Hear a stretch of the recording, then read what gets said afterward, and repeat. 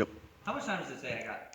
You're on to 10:48. All right, good. We can make this happen. All right, so we've established the Kimura control, right? Let me get your belly facing. Yeah, let me get your head facing this way. So spin, perfect, and then belly facing, perfect. So, oh, you know what? I totally screwed this up. Look at me, please. Just rotate towards me.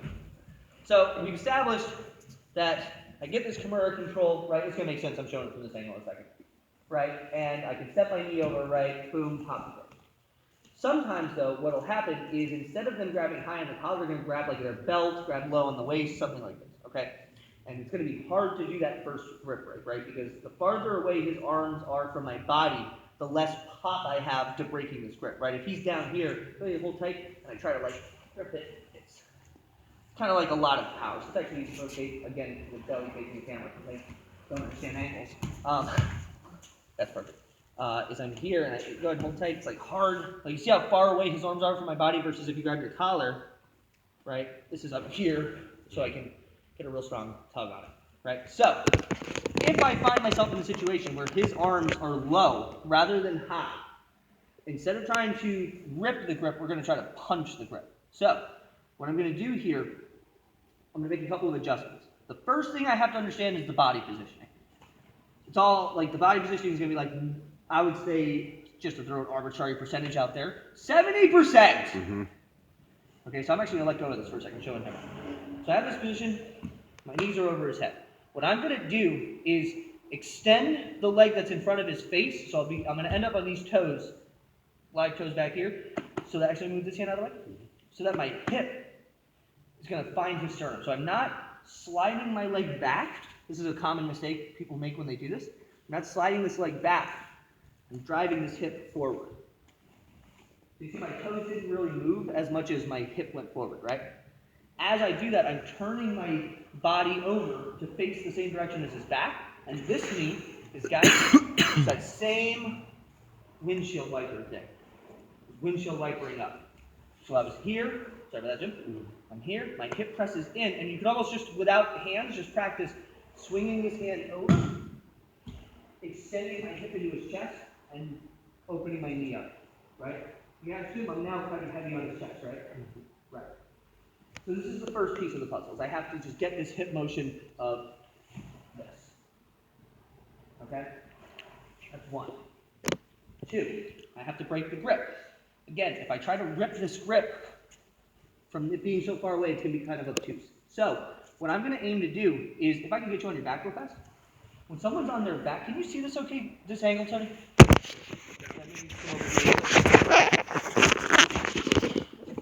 So just hold on to your belt with your left hand. So if he's, back over on this side, yeah. So if he's holding onto his belt, again, trying to rip it from so far away is hard, but show you something interesting. The grip is actually really weak when he's holding a belt in that direction. So if I were to just say rotate here like a bulldozer and just start pushing, that grip breaks apart pretty easy. Mm-hmm. So you go back. So again, it's not this, which is actually kind of sturdy. It's I rotate to a bulldozer, and then I bulldoze this grip down to the mat. Okay?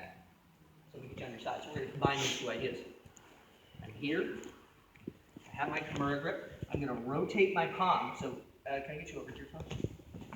So instead of palm on the back of the wrist, I'm going to rotate it so it's on the notch of the wrist, like right around where his thumb begins. Okay? From here, I'm driving forward and posting on that hand to break the grip. That's it. Bad, but yeah. Okay.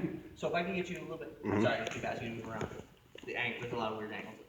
So if I'm here, I rotate my palm to the wrist, and then I can even almost elongate if I want to, so I can kind of put my weight on it. But I drop my hip and I extend my arm straight to punch that hand to the mat. Does that make sense? Mm-hmm. From here, I can make sure I have my bend. I can even cobra hand my wrist over his wrist, and then I start lifting his elbow while I drive the wrist up. I personally like to scoop the head with my foot, or like the back of my calf, but some people, they starfish here, and that's legit as well. Both are fine. Yeah. So it's pretty straightforward. So invisible opponent, I'm here. here, he's got the low grip, so I'm kind of far away. I rotate my palm like a bulldozer. And then as I extend my hip forward and my knee drives up, I post, almost as if like I want to fall on his wrist. I want all of my weight driving down to that grip. Posting it on the mat, and then from here either scoop or starfish, lifting the elbow. So, can I grab you in a second? Yeah. So if I have Alex down, we'll say, let's just say I have you on your side this way, right? We're here, have this Kimura grip. Let's say you're holding your belt. So again, if I, go ahead and hold on tight. If I try to break this way, it's just kind of, even if I have it with my body, it's kind of hard. So without arms, almost like driving forward, dropping my hip on the chest and circling my foot up, or my knee up rather, okay? And that's the pressure. And the finish, rotate to the bulldozer, and I start leaning forward and driving, boom, and I punch that hand to the mat. From here, either starfish or scoop, lifting the elbow and driving the hand back. That make sense, guys? Mm-hmm. Yeah? Excellent. Let's start over. 1, 2, 3.